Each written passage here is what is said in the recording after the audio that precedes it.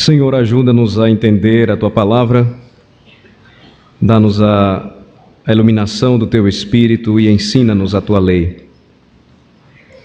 Ajuda-nos, ó Senhor, a compreendermos, à medida em que estudamos a Tua palavra, a glória e a grandeza do nosso Senhor e Salvador Jesus Cristo. Mais uma vez nesta noite nós o exaltamos. Ao redor da sua mesa nós iremos comer e beber em sua memória e por ele seremos alimentados, porque ele é o pão da vida que desceu dos céus. Ele nos tornou puros de nossos pecados pelo seu sangue derramado na cruz do Calvário. Nós temos consolo e descansamos em sua obediência ativa, porque ele cumpriu perfeitamente a tua lei. Abençoa-nos, ó Senhor, nesta hora e edifica o teu povo, que é a tua igreja. Fala ao coração de cada um aqui nesta noite, converte e convence aqueles que ainda incrédulos, assim como Tomé, desejam ver, que eles possam entender, e bem-aventurados são aqueles que não veem, mas podem crer na palavra de Cristo. É no nome dele que oramos e pedimos estas bênçãos. Amém. Amém. Mateus capítulo 22, a partir do versículo 34. Nós chegamos agora à terceira e última controvérsia entre Jesus e os seus inimigos. Diga-se de passagem, em sua maioria religiosos, escribas, fariseus, anciãos, sacerdotes do templo, saduceus. Estes homens que deveriam abraçar ao Messias, receber ao Messias, foram justamente aqueles que o rejeitaram, que não receberam a sua mensagem. Ele veio para os que eram seus, mas os seus não receberam, nos diz o apóstolo João. Mas a todos quantos o receberam, Jesus então deu a eles o poder de serem feitos filhos de Deus, a saber, aos que creem no seu nome. À medida em que Jesus ele estava combatendo os seus inimigos, ele estava expandindo o seu reino e conquistando o seu povo. Esta é uma verdade gloriosa, à medida em que nós lemos o Evangelho de Mateus e estudamos também outros livros da Bíblia. O Senhor tem nos dado a oportunidade de ver e de aprender juntos. Então, Mateus 22, do verso 34 ao verso 40, nós encontramos a terceira e última controvérsia, e depois desta, o Senhor Jesus agora vai dirigir a eles uma pergunta, e até a sua morte eles não têm mais coragem de falar nada a ele. Vejam só, versículos de 34 a 40, eu peço a atenção dos irmãos. Aqui nós encontramos aquela passagem clássica, onde Jesus ele apresenta aos seus opositores e também aos seus discípulos o maior dos mandamentos. Entretanto, os fariseus, sabendo que ele fizera calar os saduceus, reuniram-se em conselho. E um deles, intérprete da lei, experimentando-o, lhe perguntou: Mestre, qual é o grande mandamento na lei? Respondeu-lhe Jesus: Amarás o Senhor teu Deus de todo o teu coração, de toda a tua alma e de todo o teu entendimento. Este é o grande e primeiro mandamento. O segundo, semelhante a este, é: amarás o teu próximo como a ti mesmo. Destes dois dependem toda a lei e os profetas. Vejam como Jesus ele é questionado pela terceira vez, novamente agora pelos fariseus, e um deles se apresenta e ele é denominado pelo evangelista, por Mateus, um fariseu que era reconhecido como um intérprete da lei ou um perito na lei. Então, aqui nós estamos diante de um escriba ou mestre da lei que era considerado um homem instruído na Escritura, ele conhecia a Escritura. Nós devemos entender aqui que a palavra lei diz respeito à Escritura do Antigo Testamento e em especial aos 5 primeiros livros da Bíblia, o chamado Pentateuco. Mas como a Escritura ela sempre era aplicada a todas as áreas da vida, incluindo todos os assuntos civis, e que por meio de regras e interpretações, a Escritura sempre foi estudada. A consideração aqui que nós precisamos fazer é que, se fôssemos comparar este homem aos padrões atuais, provavelmente ele era um grande teólogo de seu tempo. Era um homem realmente preparado, ele era um especialista na lei de Deus. E o que ele faz? Vejam só, os fariseus, sabendo que Jesus calou os saduceus, quando disse-lhes que o Senhor era Deus de vivos e não de mortos, e falou de uma maneira maravilhosa a respeito da doutrina da ressurreição do corpo, uma doutrina fundamental da fé cristã. Aquele grupo eles se reúnem em conselho e eles agora tentam novamente lançar perguntas a Jesus e observem, eles experimentam Jesus, versículo de número 35. Ou seja, eles põem à prova Jesus. Eles querem saber qual era o maior mandamento. E, na realidade, isto era muito comum entre os judeus, os religiosos dos dias de Jesus. Eles sempre estavam debatendo, procurando fazer distinções entre as leis. Eles gostavam de usar expressões, por exemplo, qual a lei maior e a lei menor, que mandamento é grande ou pequeno. Ou, por exemplo, que mandamento é mais leve ou mais pesado.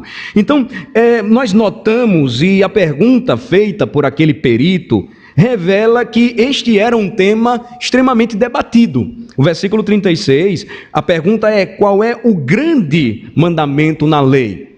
Ele traz uma ideia de algo superior, e que de fato era fruto de grandes debates e discussões da parte daqueles homens. Era como se aqueles que estavam provando a Jesus ou colocando à prova estivessem em um exame moderno, um exame a um candidato ao sagrado ministério. É como se fosse um presbitério experimentando um jovem candidato que estava respondendo tudo, e respondendo tudo satisfatoriamente. E alguns homens mais preparados, pastores, então eles lançam uma pergunta que eles não sabem a resposta, para saber se ele cai e não responde, ou se ele responde e define a situação. Então é mais ou menos isso que está acontecendo aqui.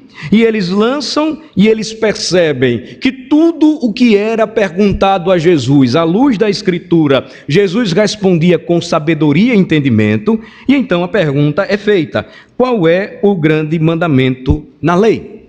Vejam só a resposta de Jesus. Ele vai citar duas passagens conhecidas dos judeus na lei. Eu vou citar para vocês daqui a pouco, mas antes disso eu gostaria que vocês lessem comigo os versículos de 37 a 39. Vamos ler.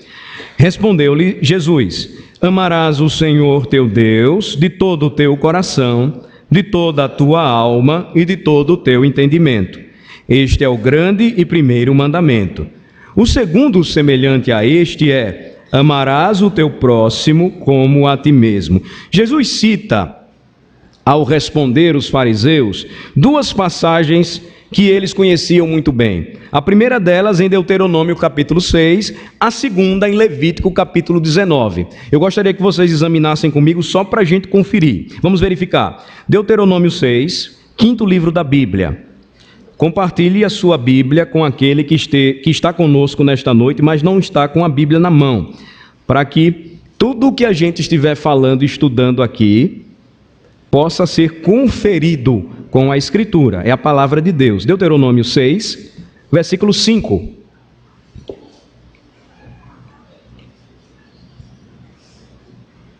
Versículo 4 diz: ouve Israel, o Senhor nosso Deus é o único Senhor. Era a chamada confissão antiga, chamada Shema. Ouve Israel, o Senhor nosso Deus é o único Senhor, sempre recitada nas sinagogas dos judeus. Aí a sequência é o versículo 5, que é o versículo em questão. Vamos ler. Amarás, pois, o Senhor teu Deus de todo o teu coração, de toda a tua alma e de toda a tua força. Então Jesus responde a pergunta daquele perito na lei sobre os mandamentos de Deus com a palavra de Deus. Ele responde com a Bíblia de seu tempo. Ele responde utilizando o Antigo Testamento. Ele vai responder a primeira pergunta, ou ele vai responder primeiramente citando Deuteronômio 6 e na sequência ele vai usar Levítico 19. Foi isso que eu falei para vocês, não é? Vamos para lá. Levítico 19 agora. Outro texto que também precisa ser notado. Levítico 19, versículo 18. A parte que Jesus Cristo vai citar é a segunda parte do versículo 18, também de um trecho, de uma passagem da Escritura que eles conheciam muito bem, que os judeus conhecem muito bem até hoje. Levítico 19, 18. Vamos ler. Não te vingarás, nem guardarás ira contra os filhos do teu povo, mas amará o teu próximo como a ti mesmo, eu sou o Senhor. Então, Jesus Cristo responde usando a Escritura, e aqui nós encontramos uma primeira lição que precisa ser bem aprendida por nós. Nós precisamos lidar com tudo e com todos usando a Escritura Sagrada. A Escritura, a palavra de Deus, tem resposta para que tratemos de todas as áreas, por mais diversas que sejam da nossa vida. A Escritura, por exemplo, fala sobre ciência, embora não seja um livro científico. A Escritura fala sobre ecologia, biologia. A Escritura fala sobre história.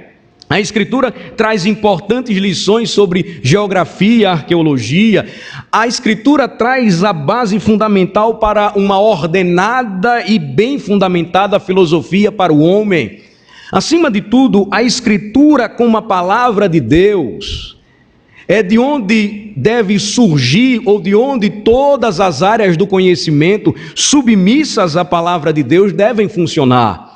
Então, quando Jesus, de uma maneira muito simples, porém profunda, responde com as Escrituras um questionamento que lhe foi levantado, nós somos ensinados que, como cristãos, ou seja, seguidores de Cristo, devemos usar a Bíblia como a nossa única regra de fé e prática.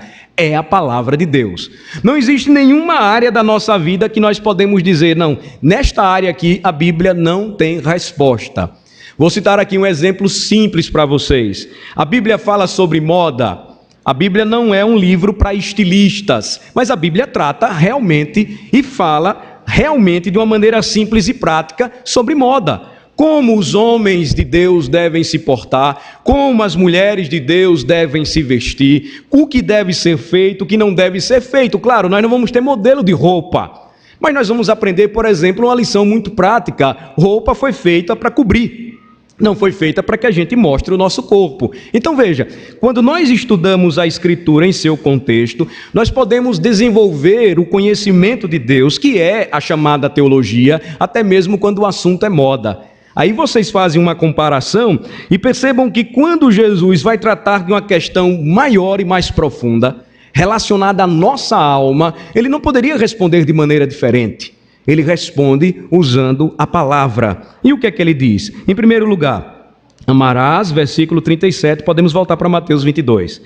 Amarás o Senhor teu Deus de todo o teu coração, de toda a tua alma e de todo o teu entendimento. Ele vai usar 3 palavras aqui: coração, alma e entendimento.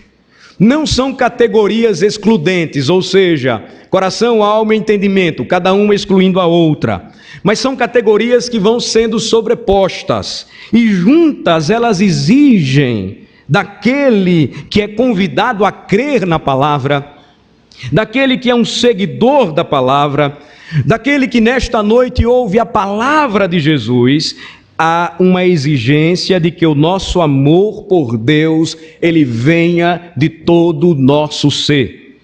Que ele venha, ou que ele seja manifesto através da nossa devoção e submissão a ele de todas as nossas capacidades e faculdades. Vejam que interessante.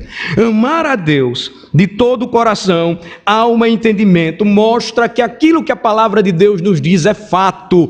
Deus exige de nós o todo e não apenas uma parte da nossa vida. Ele exige de nós a dedicação inteira, integral, pessoal, porque é dessa forma que Ele se relaciona conosco. Ele nos deu o seu próprio Filho para que nós experimentássemos da sua glória. Então, quando nós aprendemos e vemos o que nos ensina o resumo da lei, chamado resumo da lei, o primeiro e grande mandamento, o que é que nós notamos? Nós devemos dedicar tudo que é nosso, toda a nossa capacidade, faculdade, coração, alma e entendimento ao Senhor. Há aqui uma expressão utilizada no versículo 38 que deve nos chamar a atenção também. Jesus diz que este é o grande e primeiro mandamento. Ele usa a expressão, este é o primeiro e maior mandamento. Ele não está se referindo a duas qualidades aqui, mas apenas a uma qualidade. O que ele está querendo dizer é que esse mandamento deve vir primeiro. Por quê? Porque ele é o maior. Quando nós aprendemos a respeito da lei de Deus, e a lei de Deus revela o caráter de Deus, nós vamos encontrar o seu resumo de maneira maravilhosa, por exemplo, em Êxodo capítulo 20. Deixem marcado Mateus 22 e vamos para o segundo livro da Bíblia. Êxodo capítulo 20, vamos lá. Eu não vou ler toda a passagem, mas eu queria só que vocês olhassem novamente para esta passagem. Se você nunca viu, você focasse os seus olhos nela nesta noite. Êxodo 20, do versículo de número 1 ao versículo 17, nós vamos encontrar o resumo dos mandamentos de Deus na Escritura, no chamado Decálogo, ou 10 mandamentos. Os dois primeiros versículos do capítulo 20 apresentam a Deus se comunicando com o seu povo. Ele está falando a Moisés, e Moisés deveria entregar a lei ao povo. Então, falou Deus todas estas palavras, versículo 2: Eu sou o Senhor teu Deus, que te tirei da terra do Egito, da casa da servidão. Há um prefácio. Ele diz quem ele é, o Senhor. Ele diz que é o nosso Deus, e ele diz também o que fez por nós, nos tirou da terra do Egito, da casa da servidão. Os nossos símbolos de fé, os símbolos de fé adotados pelos presbiterianos, por exemplo, eles fazem uma contextualização ou uma aplicação atual deste prefácio aos 10 mandamentos, que eu acho extremamente interessante. Por exemplo, a mesma recordação dada aqui pelo Senhor ao povo que havia sido liberto de 400 anos de escravidão na terra do Egito é aplicável também a nós. A Escritura nos diz que o Senhor nos libertou das trevas e nos transportou para o seu maravilhoso reino de amor. Vejam só que interessante. A ideia de liberdade e a liberdade da escravidão, ela sempre foi uma mensagem transmitida pelo Senhor às gerações. Deus sempre seria o Senhor, o nosso Deus, e sempre promoveria a libertação ao seu povo. A libertação do Egito, ou da escravidão do Egito, se tornaria um símbolo, um marco de que todos aqueles que conhecessem o Filho verdadeiramente, Jesus, seriam livres. Que todos aqueles que conhecessem a verdade gloriosa do Evangelho, Jesus, seriam libertos. Então é assim que os mandamentos começam. E o que é que nós vamos notar a partir do versículo 3? Os primeiros 4 mandamentos, eles vão apontar para a nossa relação com Deus. Vejam só, versículos 3, 4, versículo 7 e versículo 8. Os 4 primeiros mandamentos são apresentados aí. Todos eles dizem respeito à minha relação com Deus. Amarás o Senhor teu Deus de todo o teu coração, de toda a tua alma, de todo o teu entendimento. Portanto, não podemos ter outros deuses diante dele. Jesus vai dizer a mesma coisa, pregando a mesma palavra, porque vocês não podem servir a 2 senhores. Porque vocês vão agradar um e depois vão desagradar outro e vice-versa. Vocês não podem servir a Deus e as riquezas. Não podemos ter outros deuses diante dele. Se Ele é o Senhor, o nosso Deus, por exemplo, nós não podemos adorá-lo como queremos. Versículo de número 4 nos apresenta o segundo grande mandamento, o segundo mandamento da lei de Deus. Eu devo adorar ao Senhor como Ele me ensina e prescreve. Eu não posso criar imagens que o Senhor não me autorizou a fazer dEle. Eu não devo adorá-lo da maneira que eu acho melhor, mas eu devo seguir as instruções da sua palavra. Quando eu faço isso, eu revelo o meu amor, a entrega e a devoção de toda a minha capacidade, de toda a minha vida para a obediência e o serviço. Jesus Cristo falou certa vez que o verdadeiro amor ao Senhor seria demonstrado quando nós recebêssemos os seus mandamentos e os guardássemos. Lembram disso? João 14, aquele que tem os meus mandamentos e os guarda, esse é o que me ama. Então, os mandamentos, os primeiros 4, são apresentados assim. Versículo 7, não tome o nome de Deus em vão. Versículo 8, lembre-se do dia de sábado para o santificar. A palavra sábado quer dizer descanso solene. Até a obra de Jesus ser completa, o 7º dia fazia com que o povo adorasse ao Senhor, lembrando da sua criação. Depois que Cristo então ressuscita, Hebreus 4 nos lembra que assim como o Pai descansou das suas obras, o Filho também descansou das suas. E o primeiro dia da semana, ele passou a ser então o dia em que o 4º mandamento ele é cumprido. Quando nós lembramos do que Cristo fez por nós, e este dia se tornou então o sábado ou descanso para o povo de Deus. Aí quando nós caminhamos um pouco mais, os 6 últimos mandamentos, vocês vão ver aí do versículo 12 até o fim, todos eles agora vão tratar da minha relação com vocês, da relação que vocês devem ter comigo, da minha relação com o meu próximo. Veja, os primeiros, e por isso Jesus diz, este é o primeiro e maior dos mandamentos, me faz olhar primeiramente para Deus. E se eu fizer isso de maneira correta, então eu vou entender aquilo que deve refletir a minha relação com meu Senhor. Versículo 12, honrar pai e mãe. Versículo 13, não matar, ou seja, literalmente na língua hebraica, não cometer assassínio ou assassinato. Versículo 14, não adulterar, ser fiel à minha esposa, ser fiel aos princípios de pureza e santidade, os quais Deus me chamou a viver. Não furtar, porque Deus concedeu aos homens direito à propriedade como mordomos, nós recebemos do Senhor e devemos administrar aquilo que Ele nos dá. E finalmente, não dar falso testemunho, ou seja, falar a verdade e não cobiçar ou desejar nada que não é nosso. O direcionamento correto dos mandamentos de Deus, portanto, quando eu faço o que o Senhor me ensinou, coração, alma e entendimento dedicados inteiramente a Ele, entender que este mandamento é o maior e por isso eu devo obedecê-lo, vai me levar então a entender a importância de, obedecendo a sua voz, fazer aquilo que Ele me manda. Onde é que eu quero chegar? Voltem para Mateus 22 comigo. O que Jesus fez aqui foi resumir aquilo que o Pai havia resumido em Êxodo 20.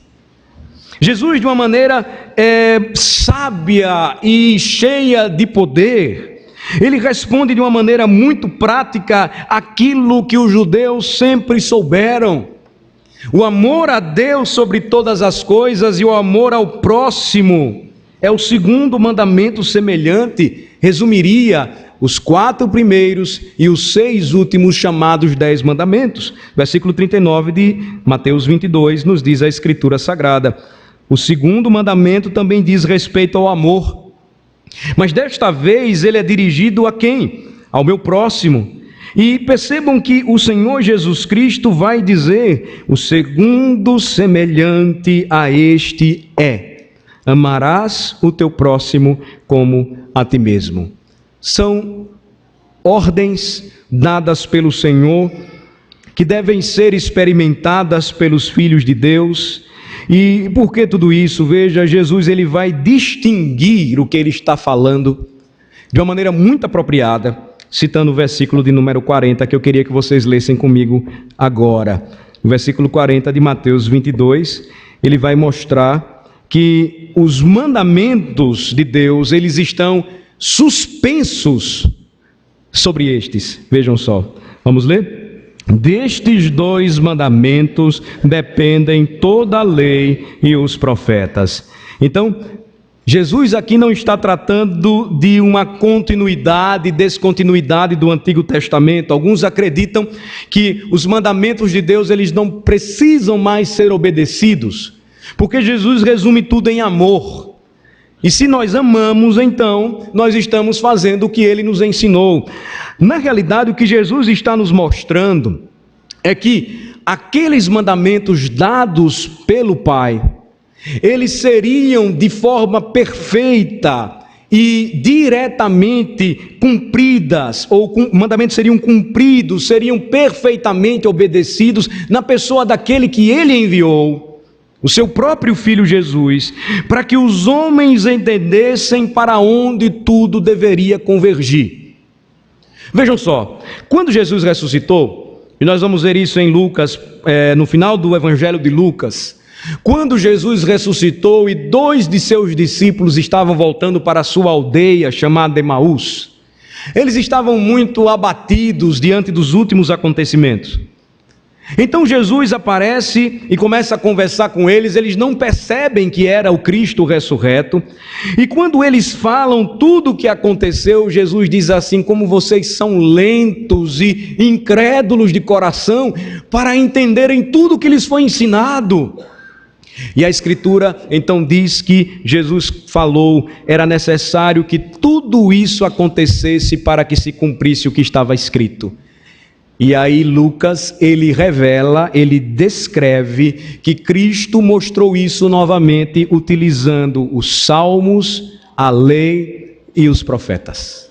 Ou seja, Jesus está mostrando que tudo dependeria do amor, mas de um amor maior que deveria ser derramado e revelado por Ele mesmo através da sua obra e sacrifício, para que os homens entendessem que os mandamentos deveriam permanecer juntos, que o amor a Deus sobre todas as coisas deveria caminhar junto ao amor ao próximo que nós devemos uns aos outros, e que um sustentaria o outro, que um caminharia segundo ou seguro ao outro.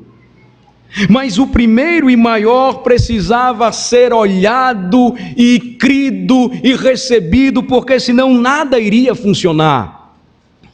Jesus então, ele usa uma expressão que aparentemente parece de difícil compreensão da nossa parte, mas ele mostra que os mandamentos dependeriam daquilo que os homens precisavam ver, crer e observar.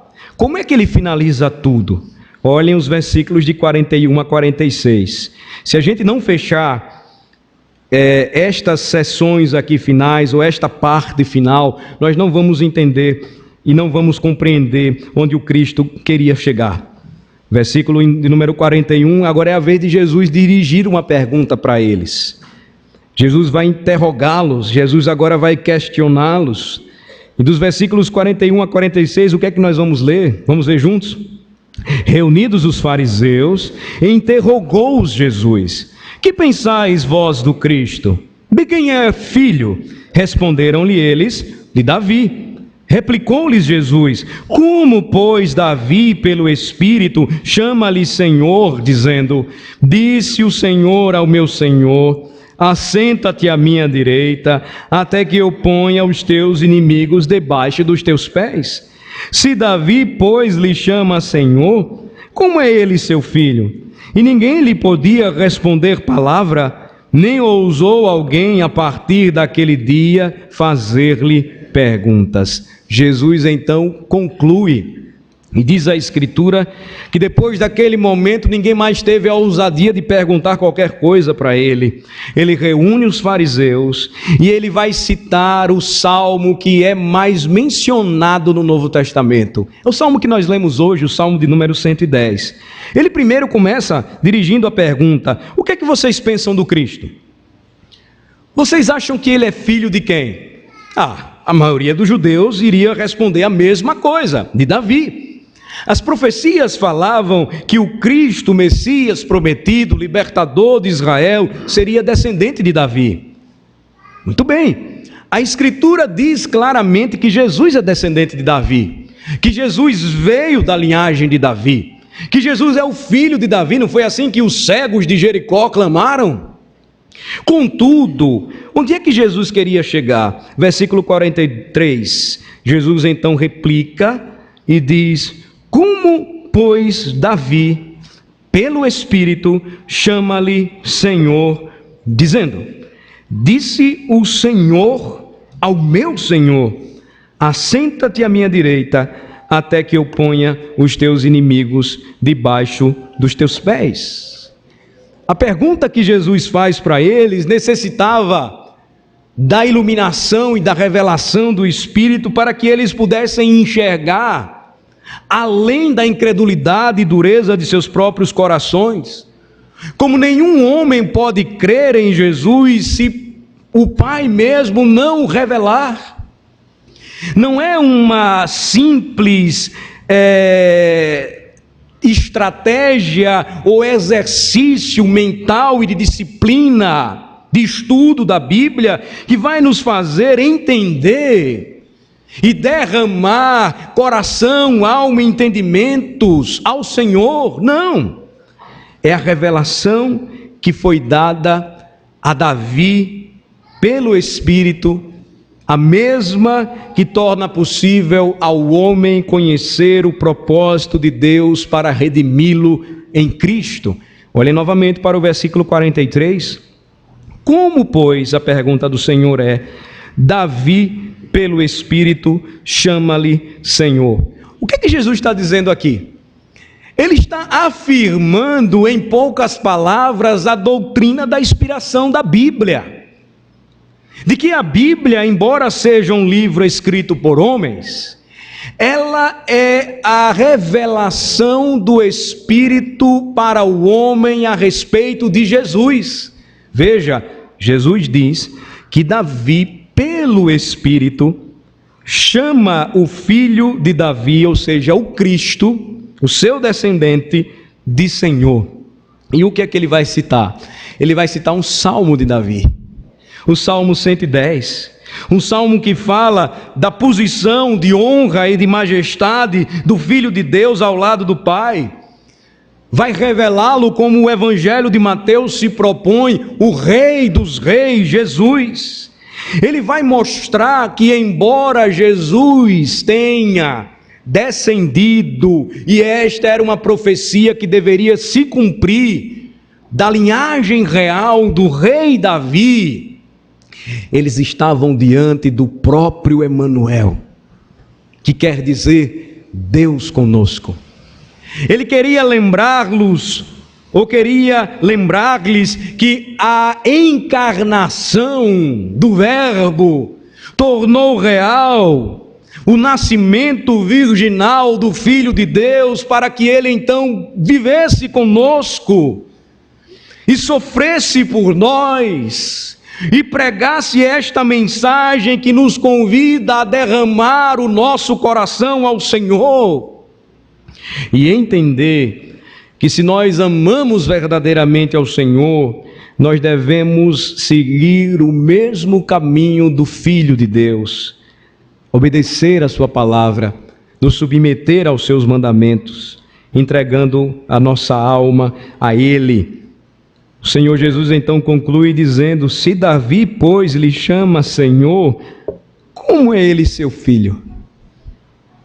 Eles não conseguem responder, porque eles não estavam conseguindo entender o significado real das profecias, de que o sol nascente das alturas um dia brilharia entre os homens, que o povo que andava em trevas um dia enxergaria o brilho forte e ofuscante da luz do Senhor, quando Cristo recebesse o nome apropriado, Jesus, que quer dizer o Salvador de seu próprio povo.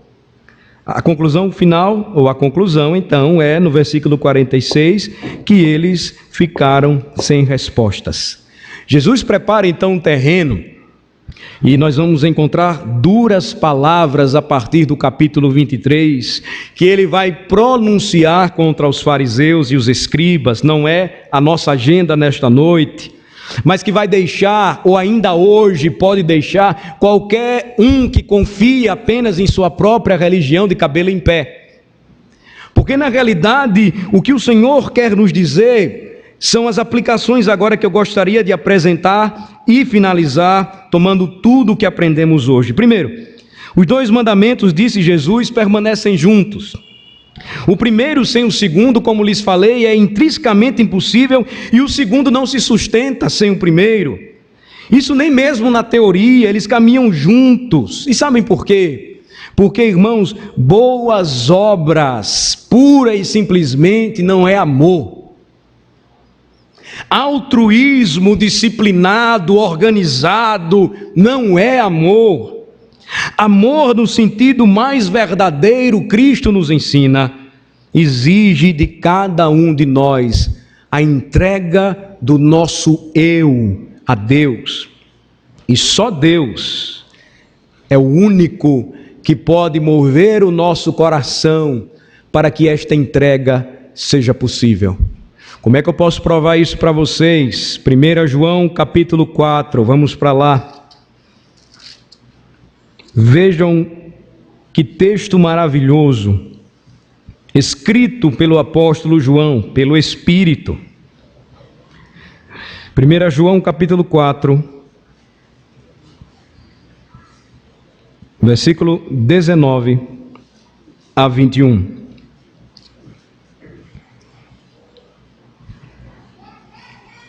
Primeira João 4, 19 a 21. Vamos ler? Nós amamos porque Ele nos amou primeiro. Se alguém disser amo a Deus e odiar a seu irmão, é mentiroso. Pois aquele que não ama a seu irmão, a quem vê, não pode amar a Deus a quem não vê. Ora, temos da parte dele este mandamento: aquele que ama a Deus, ame também a seu irmão. Então, quem me incentiva você de maneira adequada, correta, para que essa entrega seja possível? O Senhor. Nós o amamos porque Ele nos amou primeiro. O amor se torna, portanto, verdadeiro, muito maior do que um sentimento, muito maior do que uma emoção, muito maior do que o simples ato ou efeito de cantar e pronunciar palavras de louvor ao Senhor, muito maior do que agir em favor do mais necessitado, de realizar boas obras de maneira disciplinada. Muito maior do que isso, o amor, ele começa em Deus. E nos diz o mesmo apóstolo: porque Deus amou o mundo de tal maneira que deu o seu Filho unigênito, para que todo aquele que nele crê não pereça, mas tenha vida eterna. Nós o amamos, porque Ele nos amou primeiro. Eis a razão porque estamos aqui. Eis a razão porque ouvimos a sua voz. Eis a razão porque os seus mandamentos nos são revelados e nós escutamos o Senhor falar conosco nesta noite. E a Escritura então nos lembra que se eu disser que amo a Deus, mas odeio ao meu irmão, então eu estou sendo incoerente com aquilo que o meu Senhor me ensina. Os 2 grandes mandamentos caminharão sempre juntos. O amor que deve ser sacrificial do marido para com a sua mulher, o amor que deve ser demonstrado dos filhos para com seus pais, o amor dos pastores para com as ovelhas do Senhor, o amor que nos leva a sacrifícios e até mesmo difíceis por amor ao rebanho do Senhor, o amor que nos leva às vezes a disciplinar para que aquele irmão não se perca e pereça no caminho de morte. todo este amor reflete a máxima que Cristo nos ensinou: nós o amamos, porque Ele nos amou primeiro. O ensino de Jesus, portanto, meus irmãos, está em perfeita concordância com aquilo que os profetas do Antigo Testamento ensinaram. O Senhor exigiu sempre da parte do crente um relacionamento sincero, um relacionamento de coração com o seu Deus. Tem uma passagem bonita, a última passagem que eu gostaria de citar para vocês, em Deuteronômio capítulo 10. Ela é importante, ela reforça aquilo que nós estamos aprendendo hoje e nos mostra que Jesus, ele veio para cumprir a lei, não para revogá-la. Ele veio para ensinar o seu evangelho, e o seu evangelho já é encontrado nas páginas do Antigo Testamento, por isso ele não pode ser desprezado por nós. Deuteronômio capítulo 10, a partir do versículo 12. Vejam só que passagem interessante, que passagem bela, passagem que mostra como Deus sempre exigiu da parte do seu povo um relacionamento de coração. Não é um relacionamento fachada, é um relacionamento de coração. Não é relacionamento apenas da boca para fora, é um relacionamento onde nós entregamos toda a nossa alma ao Senhor. Deuteronômio 10, a partir do versículo 12, eu peço a atenção de todos vocês. Eu irei ler, peço apenas que vocês acompanhem. Agora, pois, ó Israel, que é que o Senhor requer de ti? Não é que temas o Senhor teu Deus, e andes em todos os seus caminhos, e o ames, e sirvas ao Senhor teu Deus de todo o teu coração e de toda a tua alma, para guardares os mandamentos do Senhor e os seus estatutos que hoje te ordeno para o teu bem.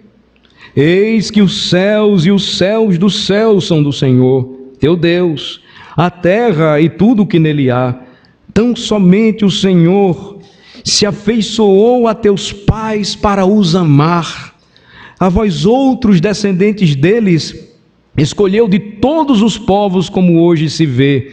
Circuncidai, pois, o vosso coração, e não mais endureçais a vossa cerviz.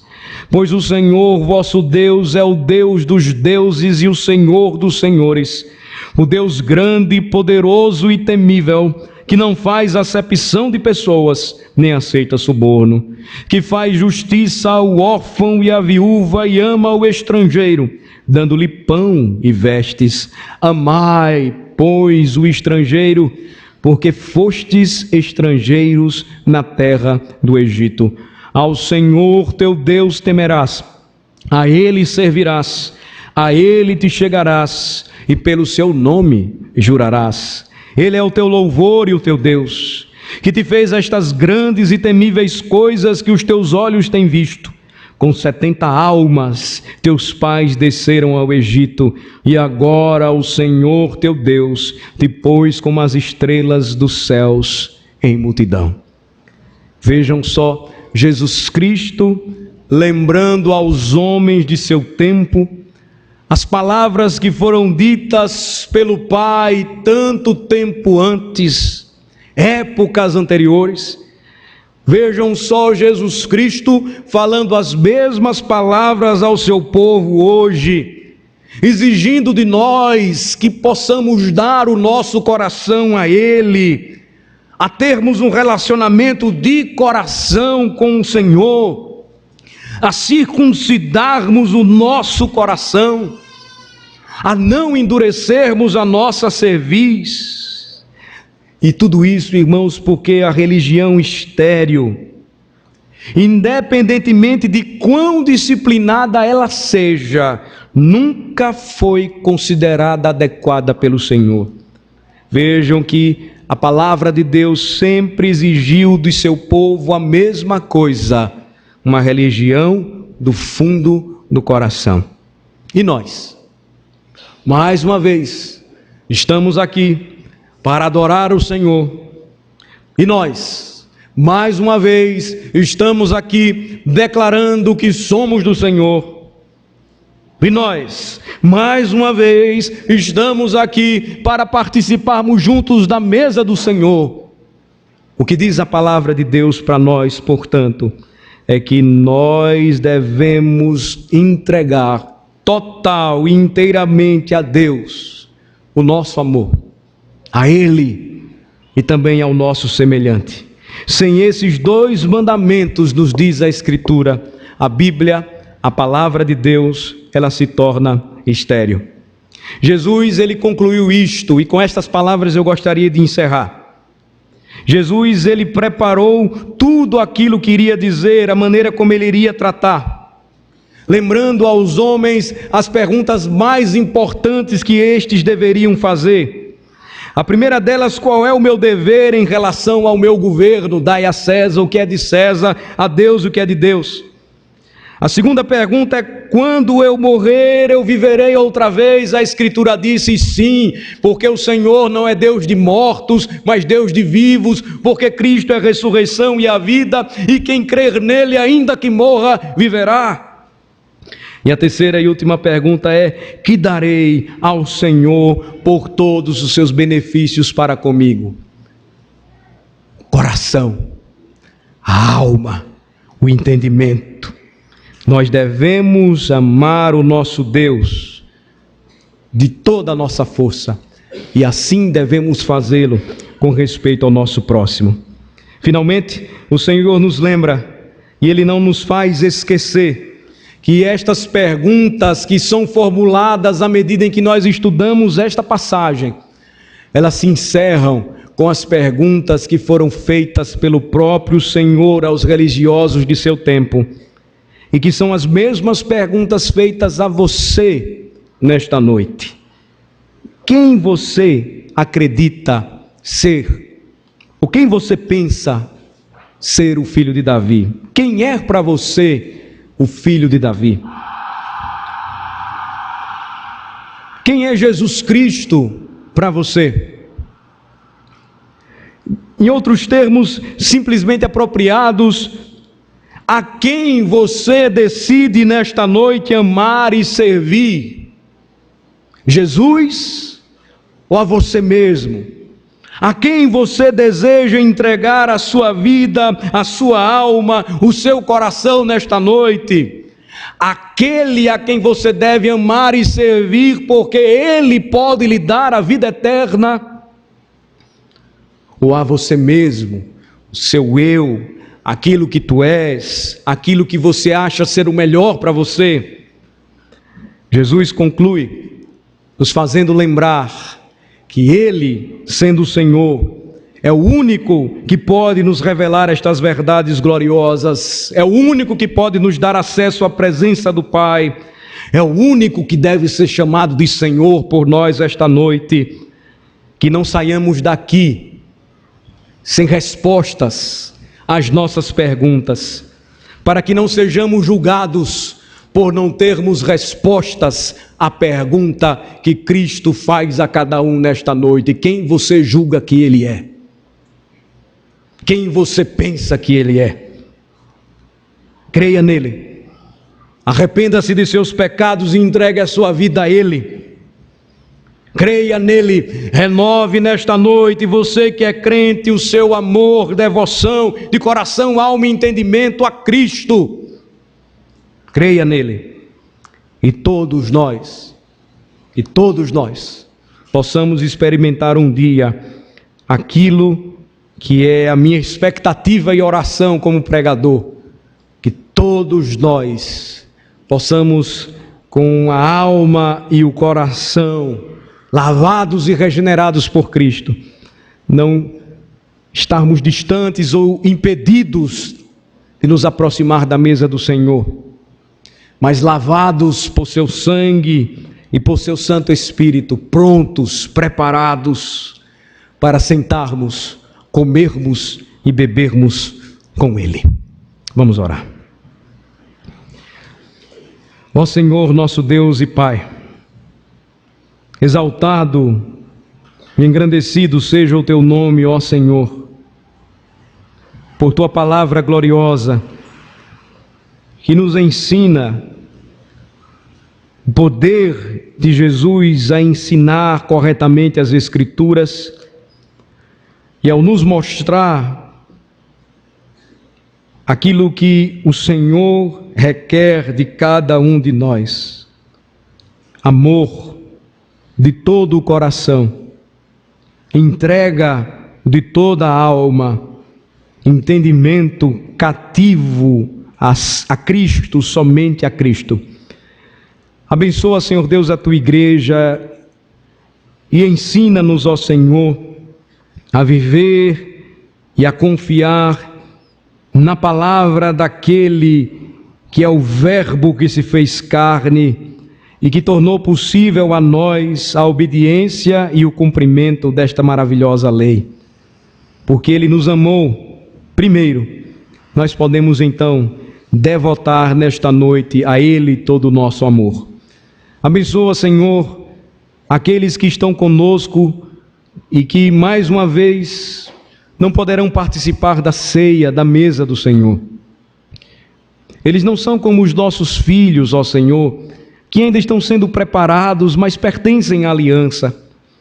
Eles são homens e mulheres que vêm à tua casa e que, assim como nós, ó Senhor, necessitam desta circuncisão do coração e da submissão, deixando de endurecer a sua cerviz, para que creiam e obedeçam a palavra de Cristo e confiem nele, porque Ele é a verdade, a vida, o caminho que conduz o homem ao Senhor. Abençoa, ó Deus, todos os que aqui estão.